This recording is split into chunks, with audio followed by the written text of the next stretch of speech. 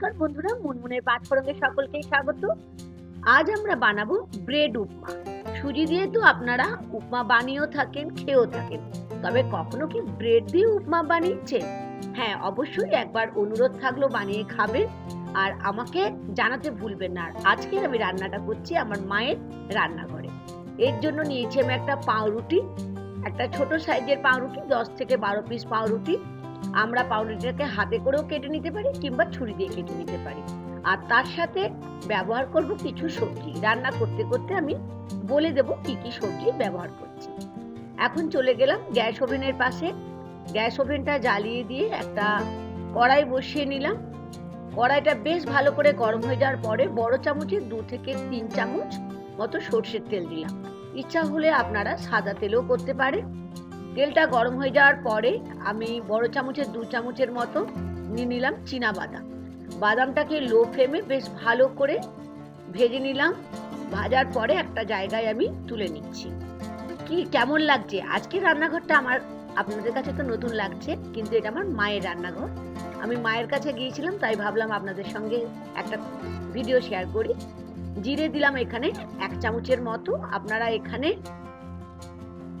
সর্ষে ফোড়ন দিতে পারেন। আর নিয়ে নিলাম শুকনো লঙ্কা, আর নিয়ে নিলাম কিছু কারি পাতা, আর নিয়ে নিলাম আদা গ্রেট করা 1 চামচ। তার সাথে নিয়ে নিচ্ছি একটা ছোট সাইজে পেঁয়াজ, আর নিলাম 2 থেকে 3টে কাঁচা লঙ্কা ছোট ছোট করে কেটে। বেশ ভালো করে 30 সেকেন্ডের মতো এটাকে ভেজে নিচ্ছি। এখন দিয়ে দিচ্ছি যে সবজিগুলো আমি কেটে রেখেছি সেই সবজিগুলো। প্রথমেই দিচ্ছি আলু। আলুটা আমি নিয়েছি একটা ছোট সাইজের, চৌকো চৌকো করে কেটে নিয়েছি। আর নিয়েছি ফুলকপি, সেটাও ছোট ছোট করে টুকরো করে নিয়েছি। ইচ্ছা হলে আপনারা আপনাদের পছন্দ মতো যে কোনো সবজি ব্যবহার করতে পারেন। আর নিয়ে নিচ্ছি বেশ খানিকটা মটরশুঁটি। আপনারা ইচ্ছা হলে এখানে গাজর কিংবা বিনসও দিতে পারেন। তাহলে ফুলকপি, আলু আর মটরশুঁটি বেশ পেঁয়াজের সঙ্গে বেশ ভালো করে 1 মিনিটের মতো মিডিয়াম ফ্লেমে আমি ভেজে নিচ্ছি।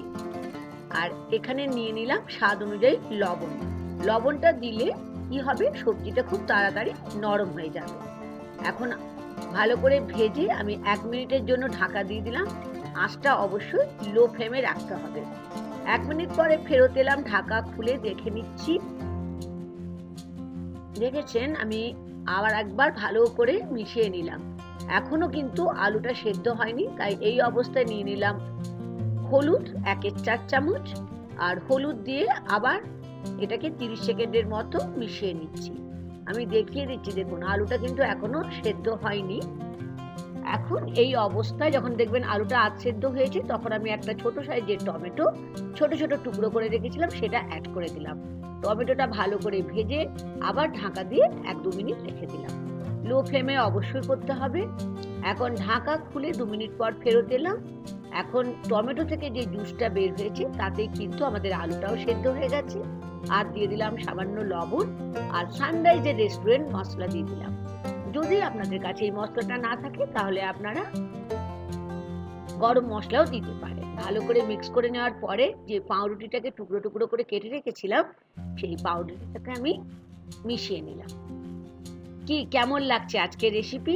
আর ওপর থেকে স্প্রিঙ্কেল করে দিলাম, মানে খুব অল্প জল, দেখুন একদম হাতে করে নিয়ে ছড়িয়ে দিলাম। বড় চামচে 2 থেকে 3 চামচ জলটা দিয়ে ফ্লেমটাকে কমিয়ে 2 মিনিটের মতো ঢাকা রেখেছিলাম। এখন ঢাকা খুলে খুব সাবধানে সবজির সঙ্গে পাউরুটির টুকরোগুলোকে আমাদের মিশিয়ে নিতে হবে। এই সময় ফ্লেমটা কিন্তু লো ফ্লেমে থাকতে হবে, তা না হলে পুড়ে যেতে পারে। 1 থেকে 2 মিনিট সময় লাগবে। তৈরি হয়ে গেল আজ আমাদের ব্রেড উপমা। আশা করি আজকে আপনাদের রেসিপি ভালো লেগেছে। আর ভালো লাগলে অবশ্যই অনুরোধ থাকলো একবার বাড়িতে তৈরি করবেন। ওপর থেকে ছড়িয়ে দিলাম চীনা বাদাম ভাজা, যেটা রেখেছিলাম খানিকটা সরিয়ে রাখলাম।